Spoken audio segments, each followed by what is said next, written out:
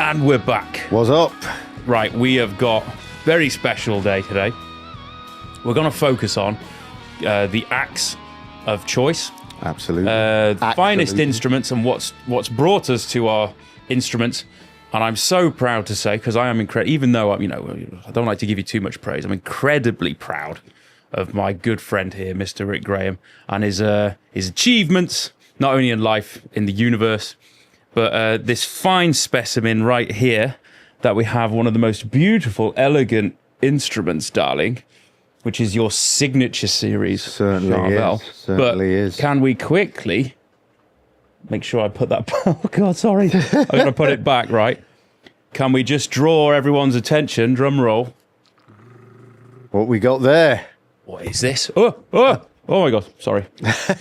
I put another bit of it's a relic. a relic. It's a relic. I've reliced it for you. It wasn't like this when he let me have it. Yeah. It was actually there you go. That's what you get for letting me borrow it for 24 Ben's hours. relic job. Yeah, Ben's relic. There we go. I thought they only came in boxes of 10. Yes. Blackadder. Sorry, everyone. Look at this fine specimen here. So what we're going to do? We're going to talk about your journey to come towards. So this is actually, if you explain, this is your second edition. It's the second iteration of my signature series. So made a few changes here and there to the initial one. It's an HSS configuration, floating trem, shell pink, with a relic job, which I love. Chrome pots on this one this time, 5-way selector. We've got jumbo frets, same compound radius as the previous one. Reverse headstock, mind you. And that's a bit of a nod of the head to one of my heroes. Nuno? Hendrix? I was going to say Hendrix. Yeah, could have been Hendrix. I went straight for Nuno then. That's Nuno. Because I'm sure it's because his was a parts caster, wasn't it? His original N4 was made up of parts. I think it was a left-handed neck, I think. Oh, really? And he stuck on. I could have that wrong. Well, you can ask him. Yeah. We'll ask him. Nuno, is that correct? I think I got that right. Yeah. But yeah, a nod to the absolute icon that is Nuno. Yeah, and, absolutely. So that's the prototype. Yeah. So, production models should be out. I am so proud. I'm your biggest fan and your biggest shout from the roof of how epic you are and awesome you are. Likewise. But this right here, we're going to put in when I say we, our brother in crime, Chris over there, is going to sort out all the media side of things. Third leg. He's going to put the link to the actual feature video that you've done with Charvel and probably talk about it a lot more on your channel and all that. But I want to say congratulations, sir. Thank you, mate. Couldn't be happening to a more deserved. And look, signature on the back. Yeah, there wasn't one on the first iteration, but this one I've decided to slam the signature on the back. Now have that. Right, so I'll just gently put it back and relic it a bit more by dropping it. So we're just going to briefly go into, I think it's very interesting for me, because we kind of, like I look at this, it's a very similar setup to what I'd kind of be drawn to. But over your long and colourful career, you've played many guitars. I certainly have. And I want to know what's drawn you to this kind of setup and kind of where you started, what you've gone through, what instruments you've had here. I'm sure you've had some gems along. No, I don't mean necessarily Steve Vai gems. No, I mean some diamonds in the rough and all that. Diamonds in the rough. You've had some epic guitars. You probably got a few that you wish you didn't get rid of. I've certainly done that. I gave all mine away. Mine belonged to a guy called Chris Aldridge here. Jeez. Yeah, he's got all my guitars. Really? Yeah, because I just gave them all away. I gave them to a bunch of different friends, so I only have one now. I'll show mine in a minute. No one, I've had a few dogs, a few dogs in my time, a few hounds. But then now you're here with tier 1 instrument. But what got you here for this kind of setup? Is it to do with the music you're into, your heroes? Is it to do with the sound you want to produce, or is it versatility is what I'm probably thinking. Versatility.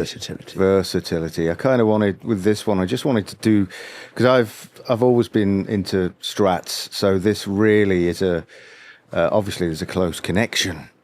Well, yeah. Of course. Yeah, absolutely. So, I got the opportunity to work with them, and I was able to put together my own signature, and I didn't really have to think about it that much. No, because you just know what you want, what you need. Yeah, absolutely. And I got Tim from Bare Knuckle to do me some signature pickups, which are in this one. So they're fantastically versatile, wonderful sounding, and they clean up beautifully when you use it, because I use the volume knob all the time. All the time. Yeah. I'm sure you do the same. Always. Well, no, yeah, up.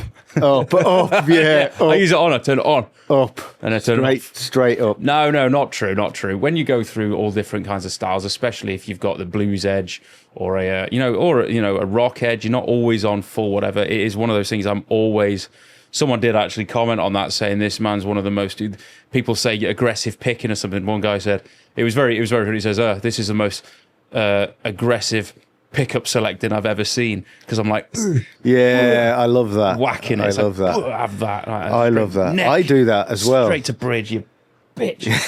Have that bridge pickup, mother.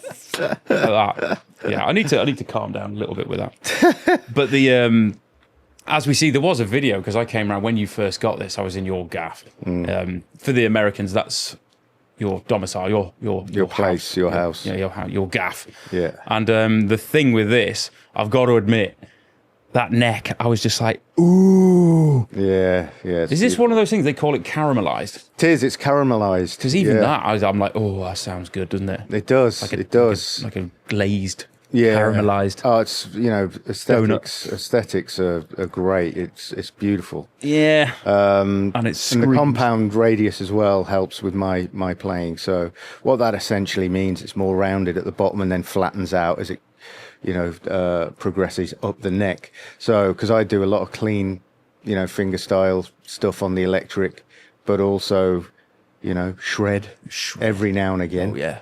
Every now and again.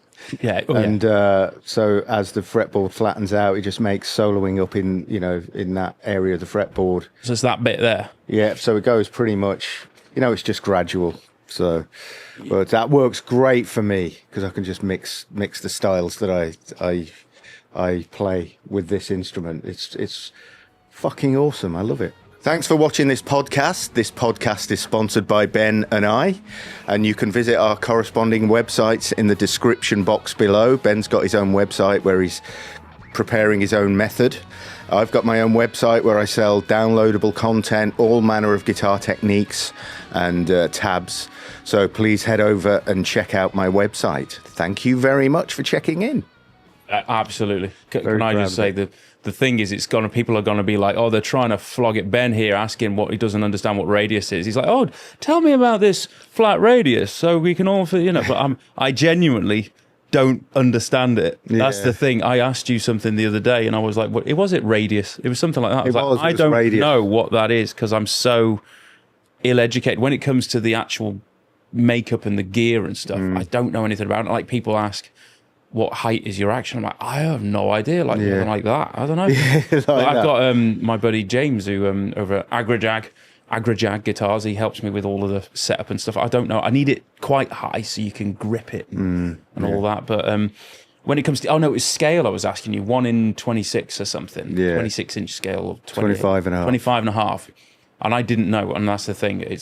I feel a bit stupid, because I feel people are like, you should know that type of stuff. But I've never really looked into it. Well, Nuno's the same. If you see him in interviews and people ask him, what's this, what's that? And he's just like, don't ask me. Don't know, yeah. I've no idea. But you know what you know, and you stick with what you're good at and all that. Exactly. So, but yeah.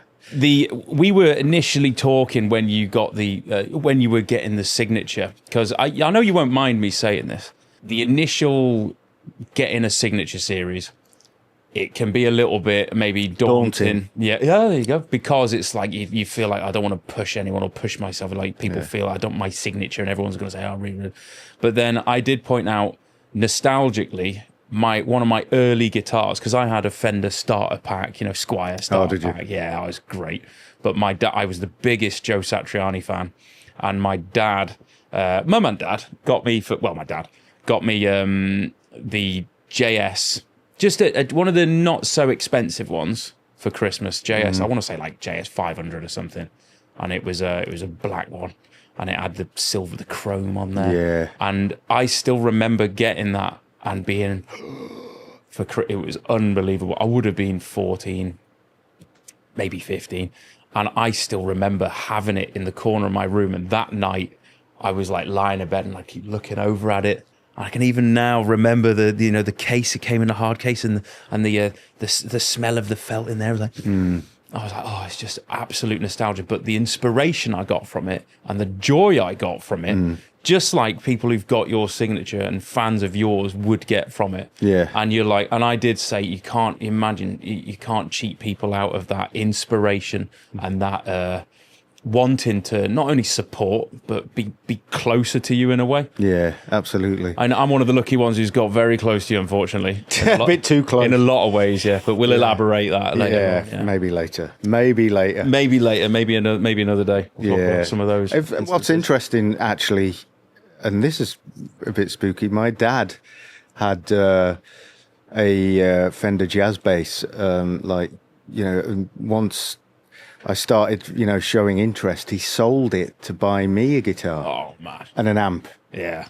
So, it's my dad to thank for that. I mean, he was really supportive, still is really supportive about what I do. It's a selfless, that's the thing, of the parents' support, Some of the things they do for us, you don't really understand until you're a lot older. That's it. That's it. And a lot of times you don't understand until it's too late. Yeah. You look back and you're like, oh, but you have to exactly. Just pay it forward and pass it on. Yeah. So I started off actually using his guitar. It was an Encore acoustic action like that. Yeah. Playing all the chords and all the rest of it. But, obviously when I got into Satch and all the rest of it, Metallica, that's when I really wanted to devote my time to it. And he did that for me. And it was brilliant. Because I'd had a Vox electric guitar, a real cheap thing. But the next one that my dad bought for me was an Ibanez EX, which was a lower budget range, but I just loved that thing. EX? Well, I don't know that. It was an EX series. EX. So what sort of shape was that? It was just a regular standard, like an RG. RG's an RG, isn't it? Yeah, I think it's a bit more like a radius type shape. I can't remember offhand. I can't. No, I don't. I'm not familiar with the EX. But yeah, they were sort of entry level. Well, it's a little bit higher than entry level instrument. But he got me an amp. I think it was a Fender Champ, just a small, and I was just so proud of it. I just would stare at it all the time. Wow. Just put it on a chair, go to bed, Yeah. wake up in the morning, and it'd be the first thing I'd see. I'd be like, oh, damn. And were you like that as well? That's all you wanted to do? Even when you're at school, sat there thinking, I'm wasting my life sat in school here when I could be playing. Well, because I was later on, I'd left school by then. So I was 17 when I first started playing, but I was like 18-ish. So I'd left college. I'd left college. Because I was doing a performing arts because I wanted to be an actor. An actor, indeed. Yes, which didn't transpire. I think you're an actor because you're full of shit. I was going to say, you're really cheerful and happy in the minute. Yeah. We're seeing behind closed doors, isn't it? It's like me. I'm an actor. I'll be like, everything's great. Yeah, I'm really confident and outgoing and all that. No, not at all. This is all a farce. It is. It's a mask. It is. It's a facade. I'm an absolute antisocial bastard. Yeah, absolutely. If I had it my way, I wouldn't leave a dark, cold room. And unfortunately, both of us we've been guilty of that. We've been in dark, cold rooms for a long time. Oh, absolutely. Yeah, absolutely. Yeah. So, where was I? Yeah, guitars. Sorry about that. No, don't be daft. EX series. Yeah, it was the EX series. It was a white guitar, and I had the trem. I took it to an industrial estate, a factory, because I'd lost one of the nuts at the top, and the guy that was there said, "Oh, let me have a look." And I said, "Can you tighten this up for me?" And it was like a metalworks factory, so it was nothing to do with guitars. Oh yeah. So he gave me a whole bag of these, those things for the locking nuts, and then looked at the trem and fixed it and just made it amazing. Wow. You know, I was like, holy shit, why didn't I think of this before? You know, don't bother going to a guitar store, just take it to, you know, somewhere on an industrial estate. Well, that they deal with that all the time, and yeah, exactly. Fine-tuned mechanics, engineering. Absolutely. So that was my first, like, serious instrument, but then from then I saved up and bought an Ibanez RG550. And that was that's when my playing really skyrocketed. Which is, we have to thank, it all comes back to Steve Vai's influence there, isn't it? Because the RG was the gem. Yeah, pretty much. More, because that shape, which was the Super Strat, they reimagined. They were like, we'd like to put it out as more of a production model without necessarily totally Steve Vai with the monkey grip and the Vine thing. Exactly. They were like, let's make it a bit more middle of the road rock guitar, and it became the RG, which is like the cornerstone of Ibanez for that. Exactly. So, and I think you're probably the same, but back then, Ibanez, because I gravitated towards Ibanez early on, so I had the JS. My dad then, again, he got me all the guitars back then. He fell in love with, he saw an S-type, S-series, I call them. Yeah. But it was like a red and gold, but it was red flame, gold hardware and all that, and he just thought it was the most beautiful thing, so he got me that. And that was a high-end one, because that was like over $1,000 or something, which was, but I was very much, you know, really pushing my playing then, and he got me that. And then I just ended up with a couple of different RGs. I had a really good one that was a wooden quilted top thing. That was really good, but it was so rare that a guy offered to buy it from me for more than my father had paid for it. And so I was like, well, I've got other guitars, how about that? And my dad was always like, hey, a bit of profit there, mate. That's not bad. Yeah, go on then. And I look back and I'm like, I should have kept that, because I did really like that one. I'm sure you're the same, because you've had some stellar looking Ibanez guitars. You had you had another one that was really striking. What did I have after I bought, at the same time as I had the 550, I bought a Malmsteen Strat, candy apple red Malmsteen Strat, which I ended up flogging for very little, because I was just broke. Honestly, it was in Denmark Street. I took it in and sold it to a guy that was in a band, and didn't make much on it at all. Well, didn't make anything. It was a huge loss on it, but I was just so desperate for the money. But it happens. Musicians back in the day, you know. It does happen. So it is a real thing. And what did I get after then? I think it was the JS 2000 that I had. Is that the one that I was on? Yeah, the champagne gold one. The champagne gold one. Then you had a very striking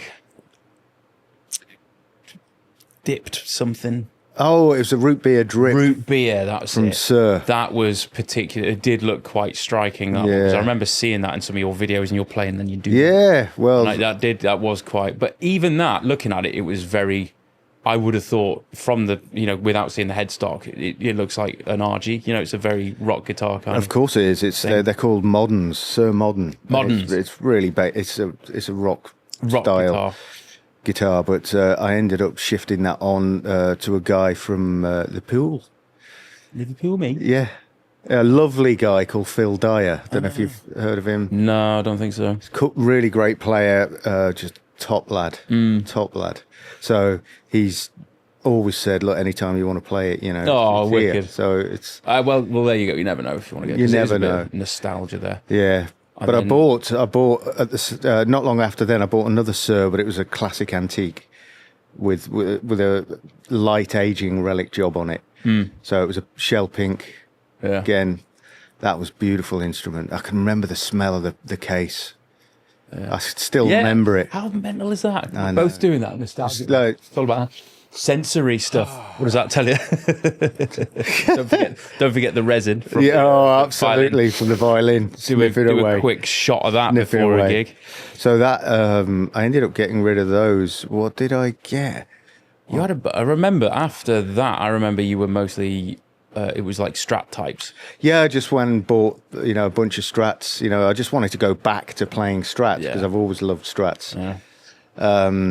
And I had a few others. You know, I've had classical guitars and stuff like that.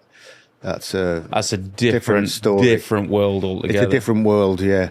But then when I went to New York, 2019, met Angel Vivaldi. Yes. Lovely guy, brilliant love player. Angel. We do. He's a top lad. He's a good-looking lad, isn't he? He certainly is. He's a good-looking lad. Yes, he certainly is. I said that when I saw him. I was like, fuck it. Yeah, You're a bit of a good-looking lad. Bit of a good-looking bastard. No homo. No. Well, you know, Well, maybe, just a bit. Maybe for Angel. Yeah, maybe for Angel. Give me time. Hey, yeah, and he obviously he's a massive Chevelle artist. Yeah, absolutely. And he, asked me, is that something you'd be interested in? I was like, never thought about it. Yeah, why not? Because it's, the Strat connection. It seemed to make sense. And then if you think about it, you got the Fender Strat connection. Yeah. But then you've got everything you need in the one place, and it's just as you want it. Yeah. And then reliable, and you got the support, which is like I say, anyone asks me that kind of thing about gear and all that, and I'm like, the gear to a degree, you'd want it to augment what you're doing. You don't necessarily need to rely on it. It's a case of so long as you can do what you want on it. And most importantly, it's the personal relationships. Guitarists especially, they love their gear, they love the guitars, they love their amps, they love their pedals and stuff. Yeah. But you never really did the Gibson kind of thing or the... No, not really. I just found them for me, just a bit too heavy. You know what I mean? I mean, I've played a few, but I just never gravitated towards them. But I'm really, really happy with the way that it's gone and the way that it's moving forward, Well, can I?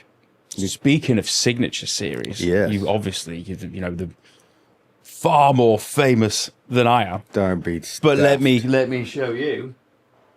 I'd like to present my knackered Telecaster. Telly. I was going to say signature series. Part of me was thinking, should I just get a Sharpie and I can just sign the back and say, it's a Ben Travers signature thing? Exactly. No. This, to be fair, it's the only electric I've got. All right. So this is the reason people are like, you're really into tellies and stuff like that. And I'm like, well, not necessarily. I'm like you. Not tellies. I a telly. A telly. Yeah. Telly. Singular. Sorry. It's just the thing is, I was worried that this is one of those, is it a smaller guitar or something? But then we stood ours up. They're exactly the same scale length. And that's why I was asking you about scale. Exactly. But I'm just like, the thing with this is I've got, do you like the dust, everyone? I really look after it, look. But I've got here a massive Oil City guitars pickup. Oil City pickup? That's correct. Yeah, they're badass. And then I've got a Damasio Cruiser, I believe. It's like an Andy Timmons type pickup here. But again, with the coil tap, I can pull any tone I want out of it within reason. And like I always say, the majority of it, I feel it is in your hands. It's a whole of the thing for debate and all that. Totally. But people are like, are you stuck with the is telly your thing? And I'm like, not necessarily. I'm open-minded. However, this does everything I want, particularly. The thing I like about it is you've got the natural wood stain, which I love. This was actually jet black when I first had it, but I've managed to wear a shark fin in it somehow, just from being totally over the top. But again, no. The reason I only play that one is because it's the only one I got right now. Oh, I thought it was because you were a fan of Jaws, the film. Oh, yeah, that's why. It's because of sharks, isn't it? Absolutely. No, it's actually because, like I say, my buddy Chris Aldridge, when I kind of walked away from playing, I just gave all my guitars away. Did you? Yeah. The one that I was sort of known for, I had in that Groove or Die video, I had a black, it was a Cort. Again, it was a Cort 254, G254, cheap as hell. It was only a couple £100. Yeah. And then I just bought, I thought I'll just put some Steve Lukather 3 MGs in it. Wicked. There you go. I know it sounded well, you've got to remember that Cort is actually a massive producer of guitars, and they produce guitars for other major brands. And most people don't know that. I didn't know this. All I know is the Matt Bellamy from Muse played Cort for a while. So I'm sure Frank Gambale played Cort for a while. Oh, did he? Yeah. Yeah. So, well, yeah, they're a huge. I'm sure he did. I hope I didn't make that up. I'm sure he did. Oh, there's a great channel. What was it? It's Phil McKnight, and he talks about all these brands and how they're all connected and who runs what, and you just be totally surprised about it, because people think the brand is the brand. No, there can be a concoction of stuff. Of course, loads of different ins and outs. That's it. So. But interesting, even though I'm playing more of a traditional older style, we're drawn to the similar sort of things. I'd just say with the kind of setup that you've got, I'd say it's a bit more versatile. One of the drawbacks, because I've played, obviously Les Pauls and 335s and all that type of stuff, and the big big Gretsch thing, you know. But especially in the when I was a bit more involved in the jazz scene and stuff, and playing the flat wound big kind of jazz series. With these, they're very versatile. That you can get a big, massive, fat rock tone that kicks your teeth right through the back of your head. But you can also roll the tone down, roll off the volume, and you can get those jazz tones if you want to. I'm not sure why you'd want to, but you could, you know. Yeah. But then you could, let's just make it sound real shit. Yeah. No fucking emotion whatsoever. No fucking dynamics whatsoever. Just notes. Blah, blah, blah, blah, blah, blah. We'll cut that out because that's going to piss a lot of people off. That will piss a lot of people off. I apologise. I don't apologise. Come on, I was a professional jazz player for years. Hated it. Well, of course. I'm kidding. Don't take it so serious. Come on, that's why the jazzers, they get all upset. They got no sense of humour. The thing is, you can pull any tone out of it. I struggled back in the day because I had one of those, big Gibson. I had a Zakk Wylde signature. Did you? Yeah, but it was pretty much like full on. What can we call it? Full on aggression, like blow the doors off. Or not. That was pretty much it. Like, it was always quite massive, but it's because it's got the two big EMGs.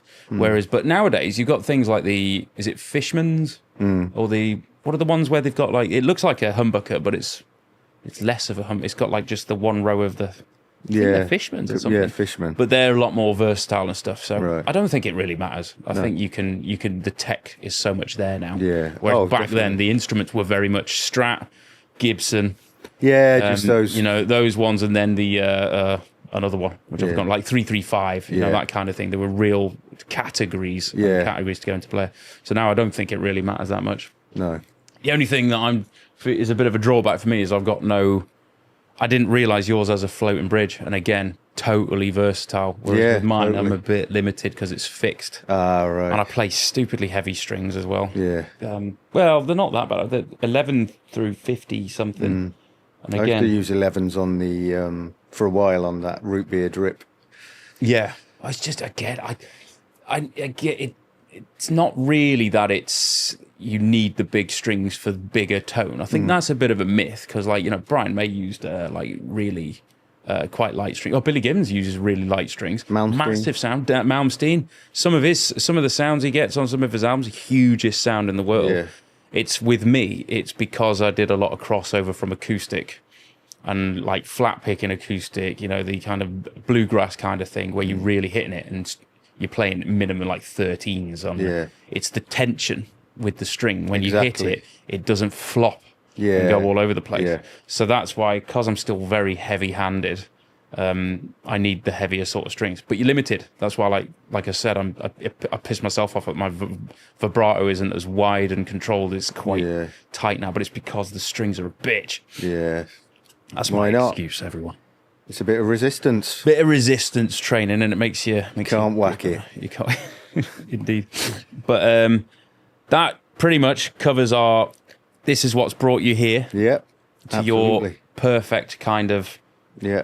Desert island guitar, if you like, because it does everything. Very. But again, you're going to move forward. The relationship with the company has been, the relationship been with fantastic. So they're all the people that I've dealt with have been just so accommodating, and it's just a really, really good relationship, and it's it's getting better, which is just fantastic. So I'm chuffed to bits. Good. And again, just the beginning. Just the beginning. We'll make sure there's links and stuff to the future promotions there. Yeah. And then when it comes to the gear side of things, amps, stuff like that, that's a whole other subject in itself, because we both share a very similar viewpoint on that. Yeah. That you get a lot of guys our age are very stuck with in the past of...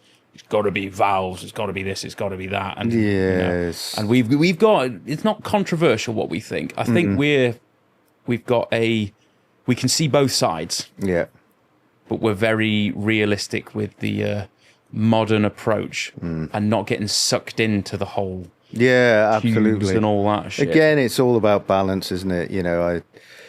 A lot of these individuals are just fucking snobs.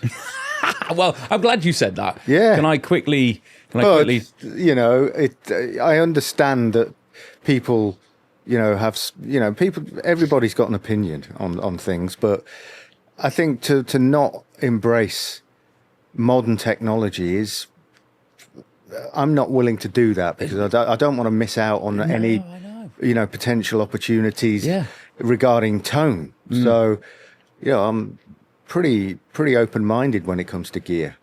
And it's throughout the history of it, it's always been, any kind of progression has been met with resistance and people moaning and bitching and whining. There'll always be a bunch of moaners. People moaning about it. Oh, exactly. You can't feel it. Exactly. I said it before. Not everyone might have heard it, but I did have a very particular way of looking about it, and you know, like an analogy, metaphor. I want to tell people when I hear people talking about tone and it doesn't need the valves. No, it's old resistor amps or transistor or whatever it is. And I'm like, I always find with that, because I was digital right from early on. We may as well get into it a little bit. We'll talk about it in depth another time. But I was very much like, I don't really mind what it is. If it feels good, it sounds good, and it feels good. Like Yngwie said, it sounds good, feels good, it is good. Yeah. I was very much like that, so I was like, I'm just going to play that because I think it sounds epic. I think, you know, and I was playing with people who had different amps, and a buddy of mine had a Mesa Boogie setup, triple rectifier and all that type of stuff. And I was like, I don't think it sounds that great. What he was doing it for, I was like, the one I had, I was like, oh, I think mine sounds all right. His ended up blowing up, blue smoke everywhere. Really? Nightmare. Oh, it was a nightmare, yeah. Whereas mine, I was like, mine's not got any valves in it.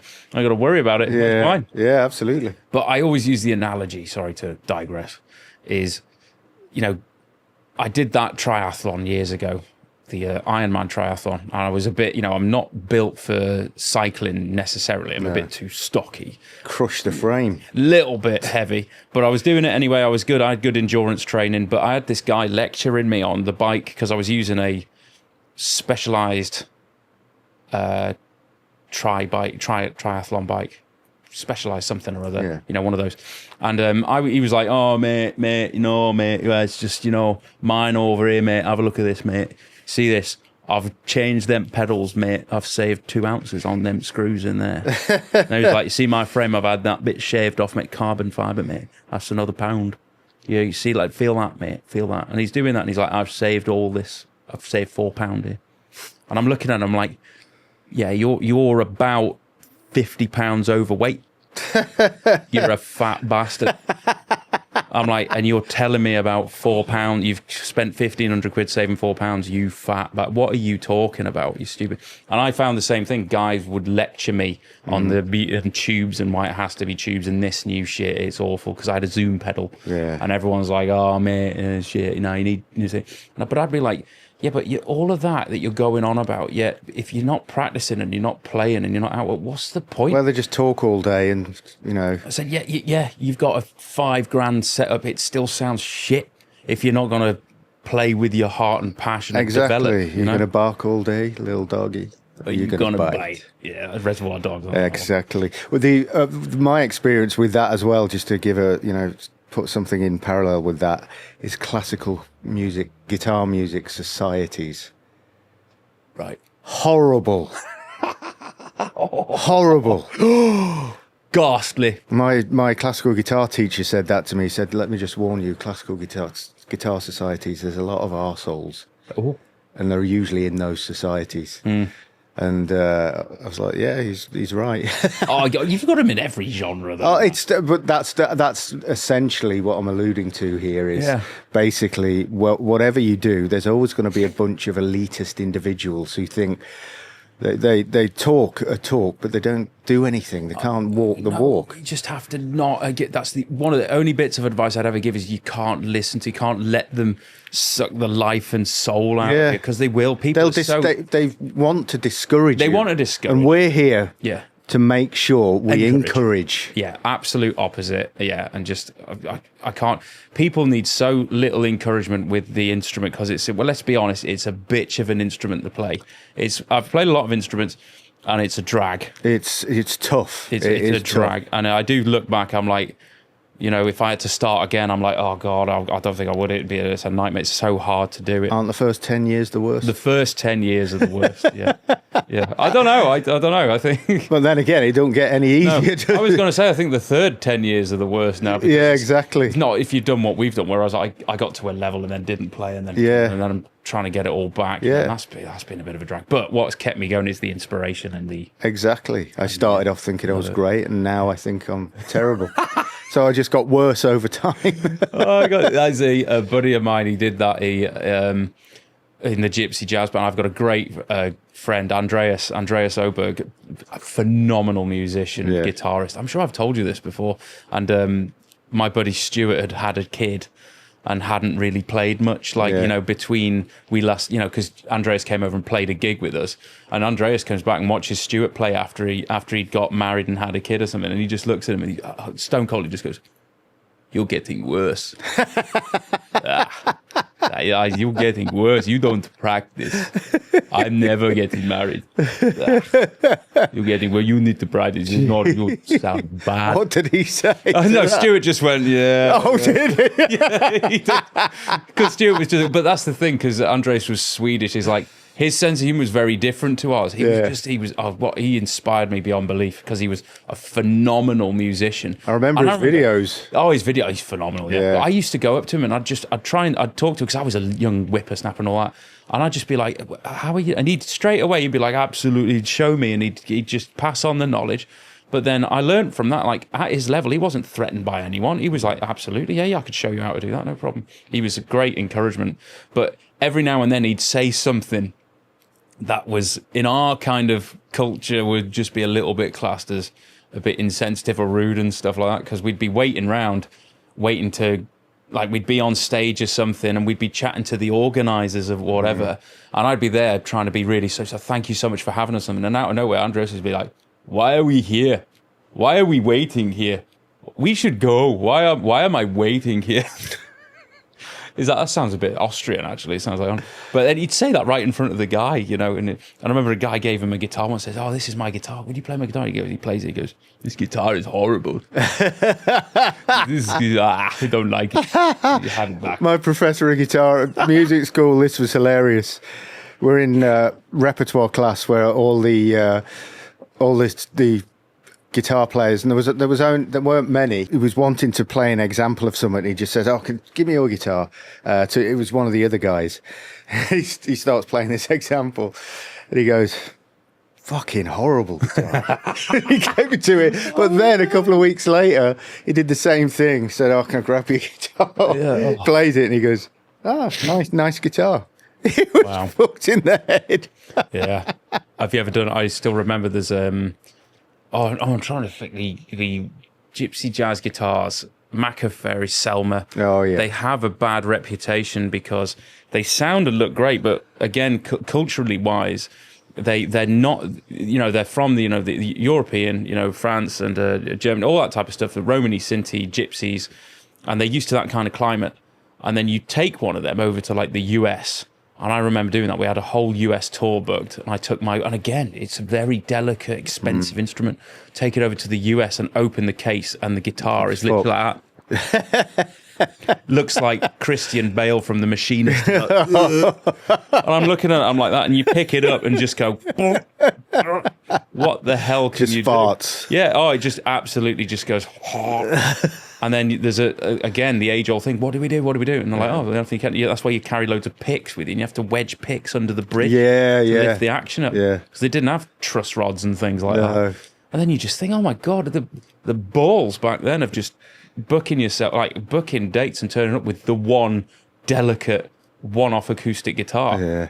I look back and I think, "Oh my god!" Nowadays, I'd panic. That's the thing, now. Like you do a tour or whatever, you got multiple, you got backup. Exactly. You got a contingency, you got an emergency and all that. And if you had to, you could get to a local one and get another. Yeah, exactly. Get another guitar for the temporary for the evening. Yeah, but pretty. I never did that. No. The balls on this guy. Balls. It's so stupid. You've got balls. You got balls, man.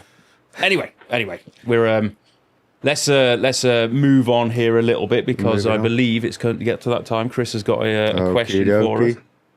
What's the one guitar that you wish you still had? Oh, we've. You mentioned it, but you didn't actually answer it. Wish you still had. One that got away. With the one that got away. Well.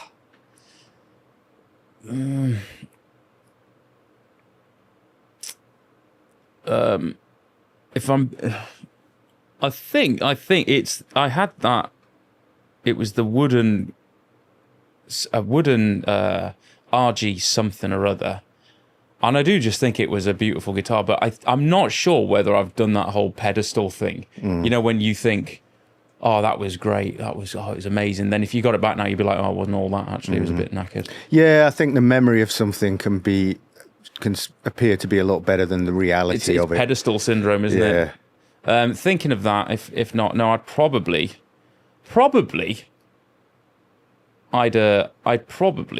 honestly, I'd want my Squire Strat.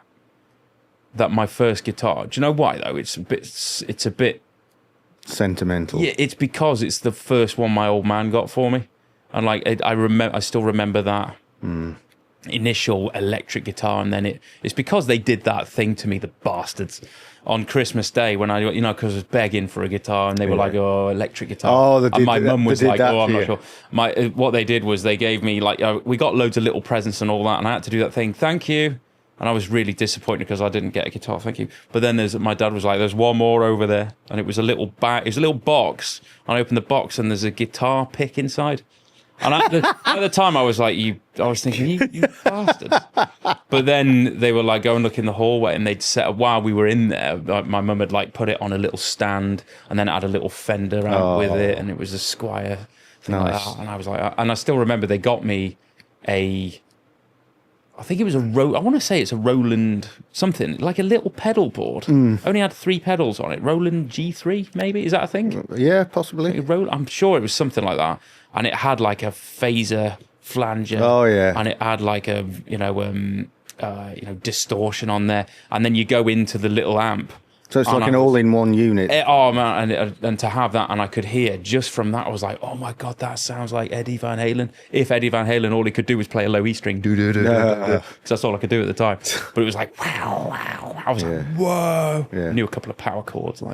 But then to be given that, it's the nostalgia of it. I'd probably want that because then I'd look after it and put it like my first guitar or something. So it's probably nostalgic reasons. As for all the others, I'm not that bothered about. Yeah. I'm not that bothered about. I'd be sad if I lost this one. For some reason, this blue telly is quite personal, which is why I don't want to take it out on the road or anything. I'll leave it. What I am going to do is I'm going to get all of my friends and heroes to sign the back of it, and then I'll keep it forever, which means you have to sign it. I was just about to say, you preempted me there. Oh, no, fuck that. I should have said, I'm going to get all my good friends and heroes to sign it. And then you. And then I'm like, yes. And then no, I'll sign it. I'm like, no, you're right. Over the years, I've come to regard you as someone I met. Yeah. That's a Red Dwarf reference for anyone who's not aware. That's as he's leaving. Anyway, sorry, I digress. So what's yours, Rick? What's the one? Well, I concur with you. I think it would still be nice to own that Ibanez EX because it does represent the fact that my dad made, a supreme sacrifice. Oh yeah. By selling his jazz bass so that I could progress. There's do you know about? Did you read Steve Lukather's book? No. Have you heard it? He tells an awesome story. It's very much like that as well. This is the thing. Look how old we're getting. We get choked up these days. Yeah, we get emotional. But it's his dad. Took him to a store. His dad was saving up to buy. I want to say it was like a Firebird or something. Like a car. Right. Like he was after some sort of car for years, and he'd been saving. And he knew Steve Lukather he knew his son was getting real good on guitar, and he took him to the guitar store and just said, "Go on, have a play around, have a mess around, whatever." And Steve just got really into playing this particular Gibson Les Paul. And but it was super expensive. He was like he was so good that the store owners would let him play on it, but he'd be like, I can never afford this. It's like it costs the same as a car. It's a ridiculous amount of money. And his dad eventually just came over and says, "All right, time's up." And Steve was like, "Okay," and he says, "Okay, bring it with you. It's yours." He's like, what? And he said, yeah. And he said, yeah, I've paid for it. Oh. And he did that. And you watch Steve now, even now it chokes him up to talk about that. Yeah. And I'm like, that's a real thing right there. Because it's not necessarily the gear. It's not that. No. It's the support and the encouragement. And it's the emotional story behind it, and what it means to you. Yeah. Because I may have not been able, at that point I was broke completely. My dad wasn't well off, but what a supreme gesture that was for him to do that so that I could progress and really work, because he knew that I was progressing quickly, but he wanted to support what I was doing. And that's just brilliant. It's just brilliant. So I wish I had that guitar so that I could just, as you say, just keep it there and just treasure remember. it. Yeah, treasure it. Yeah. There you go. Have we depressed everyone enough? Oh God, I'm depressed. No, got any miserable. tissues? No, but it shows the that's what it's all about, isn't it? You understand the magnitude of these things and the things that your parents do for you when you're old and it's too late. Ozzy Osbourne once said, he said, life just when you realise what it all means, you die. You die? You realise what life's all about, you die. You're born, you keep your head down, then you die. If you're lucky. If you're lucky, yeah. Del boy. Only fools and horses. You can't catch me out, Rick. Anyway, thank you very much. Right. Thank you. I love this, Rick. I got to admit, even if no one watches, it's a proper catharsis for me. Oh, really? Cathartically dispelled. Cathartic, darling. Shit. Cathartic, That's darling. Anyone watches that? Right, anyway, onwards and upwards. Congratulations again, Charvel, signature series. Thank so you, proud. Mate. Thank you. But, I've got my Fender signature Strat there. I've just got to get the Sharpie on it. Yeah, with his Siggy on the back. Your Siggy on the back, mate. Sorted. Right, anyway, thank you very much. We'll see you next time. Will do. Thanks. Out. Out.